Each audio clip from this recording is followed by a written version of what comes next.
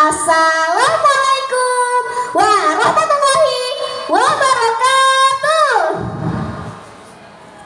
Halo Dewan Juri, hai teman-teman. Perkenalkan, nama saya Aisyah Rodatul Jannah. Saya siswa SD Endul Memparahiang, Kecamatan Widamar, Kabupaten Lebak. Kali ini saya akan menceritakan sebuah kisah Mandat Sang Penjaga Hulu Ciujung. Kisah ini diambil dari buku cerita rakyat Sunda yang ditulis oleh P.S. Sulastri. Dengarkan ya. Dengar suara angin berbisik pelan, pesan luhur di sepanjang jalan. Loncor temenang dipotong, pondok temenang disambung. Sungai Lewi Damar mengalir jernih membasuh luka, jantung lebak yang tak pernah ingkar pada mandat Sang Pencipta. Dahulu kala, ketika dunia masih dibalut oleh kabut purba dan pepohonan raksasa masih bisa berbicara melalui gesekan daunnya, terbentanglah sebuah wilayah di kaki pegunungan Genteng yang kini kita kenal sebagai Kabupaten Lebak. Di sanalah air adalah darah dan hutan adalah napas. Di pusat wilayah itu mengalirlah sebuah sungai besar bernama Ciujung. Airnya bening bak kristal, memainkan warna langit yang biru dan hijau sabun dari rimbunnya hutan. Namun di antara sekian banyak aliran ada satu titik yang paling sakiti sekaligus disucikan. Sebuah sungai yang sangat dalam yang oleh penulis tempat disebut sebagai Lewi. Di tepian Lewi itu tumbuhlah sebatang pohon damar yang sangat besar. Pohon itu bukan hanya tinggi menjulang terus awan, tetapi batangnya mengeluarkan getah yang harum dan bisa menahan kegelapan malam. Itulah mengapa tempat itu kemudian disebut sebagai Lewi Damar. Di sanalah hidup seorang sepuh bijak bernama Ki Kanekis. Ia adalah seorang laki tua dengan guratan wajah selalu, namun matanya bening mencerminkan kedamaian. Ki Kanekis bukan raja, bukan pula panglima perang. Ia seorang pungut, penjaga mandat leluhur yang bertugas memastikan bahwa manusia tidak melampaui batasnya terhadap alam. Setiap pagi, Ki Kanekis berdiri di tepi damar, memandangi pantulan sinar matahari di permukaan air. Ia selalu berbisik kepada air sungai. Mengalirlah saudaraku, berikan kehidupan bagi mereka di hilir, dan jangan biarkan keserakahan memandang jalanmu. Suatu hari terik, ketenangan Widamar terus. Dari arah utara datanglah seorang pemuda gagah bernama Saka. Ia mengenakan pakaian dari kulit binatang dan membawa kapak perak yang berkilau tajam. Saka adalah seorang pengembara yang haus akan pengalaman, yang telah melakukan banyak hutan dan membuat bendungan-bendungan besar di tanah seberang. Ketika sampai di Widamar, Saka terpaku. Ia memiliki potensi yang luar biasa. Jika aku berusaha di titik ini, maka aku akan menciptakan daratan terbesar di tanah Pasundan. Orang-orang akan jatuh sebagai penakluk air. Saka mulai beraksi. Dengan kekuatan bisnisnya, ia mengayunkan kapak peraknya. Sekali tebas, pohon-pohon di sekitar sungai tumbuh. Suara pohon yang jatuh mengejutkan hutan dan membuat tanah bergetar. Mendengar gaduh itu, Ki Kanekis keluar dari gubuk sederhananya. Ia melihat Saka sedang menyeret batu-batu besar untuk menutup aliran sungai. Hentikan anak muda, namun berwibawa selaku musisinya seorang kapal. Saka berhenti dan menoleh-noleh. Siapa kau, engkau? Jangan tanyaku. Aku tidak menciptakan pakaian. Air ini terlalu berharga jika hanya dibiarkan mengalir sia-sia ke laut. Jika Nengkes menggeleng pelan.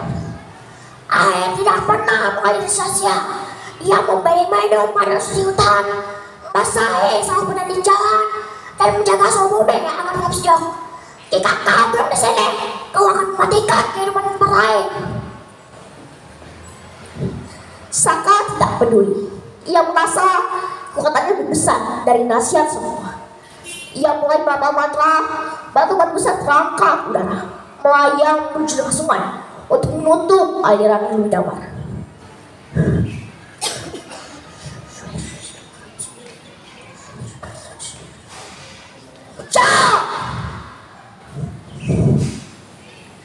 Namun keajaiban terjadi. Setiap kali batu itu menyetubuhkan air, batu tersebut hancur jadi pasir. Seolah-olah air sungai itu memiliki tangan-tangan gaib yang melolongnya. Saka geram. Ia mencoba lagi dengan batu yang lebih besar, namun hasilnya tetap sama. Kenapa lagi dimauanku? Ya Saka frustasi. Jika Nengkes melangkah maju, kaki yang tanpa alas menyentuh air sungai tanpa menimbulkan lelah.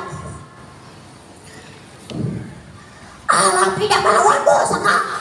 Alam malah sedang mempertahankan dirinya. Tempat ini ada huruf jantung dari sebuah aliran air kehidupan. Kau tidak bisa mempercayai jantung tanpa membunuh tubuh. Saka yang keras kepala mencoba menyaksikan Nengkes dengan tampaknya. Namun sebelum babi itu mengenai itulah, tiba-tiba getah dari pohon damar di tepi sungai menetes. Getah itu bukan getah biasa. Ia bercahaya emas dan seketika membentuk lingkaran transparan yang melindungi ikan Nengkes. Tiba-tiba udara menjadi sangat hangat. Dari tengah lubuk sungai yang dalam muncul seseorang wanita agung yang diselimuti keputih. Itulah Nyai Pohaci, sang yang asli, sang penjaga kesuburan.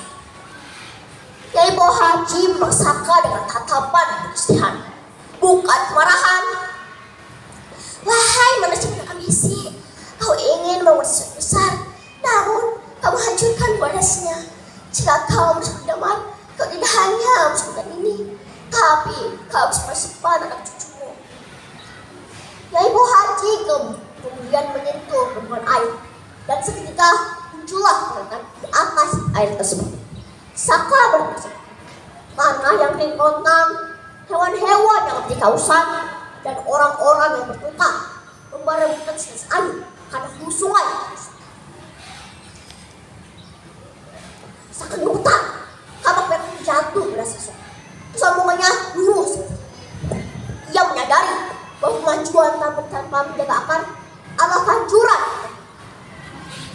Oh yang bersebuah muncul, tanya Saka dengan suara parah. Kita Nengkes sebentar dan meletakkan tangannya di bahu Saka. Jadilah penjaga, bukan pelaku. Pulanglah dan ajarkan orang-orangmu bahwa ada tempat-tempat di dunia ini yang harus dibiarkan terlihat dan murni agar kehidupan tetap seimbang. Saka akhirnya pergi dengan berhati. Sejak hari itu, ia tidak lagi mengunjungan kesombongan, melainkan membantu masyarakat mengelola air dan bijak. Jika Nengkes dan kelompoknya tetap tinggal di sana, mereka bersumpah untuk hidup tanpa mengubah alam. Mereka tidak menggunakan alas kaki agar tidak menyakiti bumi. Mereka tidak menggunakan kendaraan agar tidak berkendara, dan mereka menjaga damar sebagai batas suci yang tidak boleh dirusak oleh kesalahan. Hingga ribuan tahun berlalu, wilayah itu tak bijak. Masyarakatnya yang kini kita kenal sebagai masyarakat Baduy atau orang Nengkes tak bergerak teguh pegangan. Docor dipotong, pondok pulang disambung. Dan di Damar Kabupaten Lebak, sungai itu tak mengalir. Suaranya di malam hari terdengar seperti bisikan ke Nengkes, mengingatkan setiap pendatang bahwa manusia adalah tamu di bumi. Dan tugas selama sang tamu adalah menghormati sang penghuni, yaitu alam semesta. Pesan moral dari cerita ini adalah bahwa kita harus selalu menjaga amanah dan kepercayaan yang diberikan kepada kita, serta menjalankan tugas-tugas kita dengan baik dan bertanggung jawab. Jika kita gagal menjalankan amanah, maka kita akan kehilangan kepercayaan orang lain dan menyebabkan kerugian bagi diri sendiri dan orang lain. Cerita ini juga mengajarkan kita tentang pentingnya kesederhanaan, kesabaran, dan kehati-hatian dalam menjalankan tugas kita. Demikian cerita ini saya sampaikan. Kurang lebihnya saya maaf dan saya akhiri. Wassalamualaikum warahmatullahi wabarakatuh. 10 menit 42 detik 24 second.